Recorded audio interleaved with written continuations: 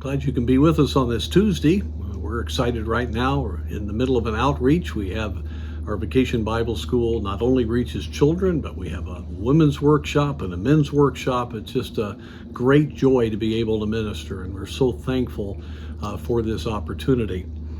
I'd like today to encourage ourselves with a convicting verse. That's James chapter 4, verse 1. From whence comes wars and fightings among you? Come they not hence, even of your lusts that war in your members? Where does all the turmoil come from? Where do the problems come from? Where do the relationship tensions come from? They're there often. We are all flesh, and there's always these kinds of issues that can really discourage believers.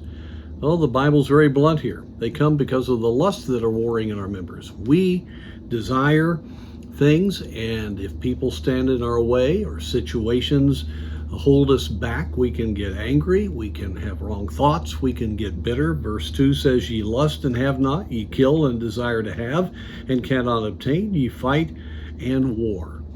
And that's a tragic thing. Many believers are in turmoil, they're hurting, and they don't realize that because they're not walking in the Spirit, fully yielded to the Lord, they don't have control over their desires, and their desires warp their thinking, and Satan is able to play on that.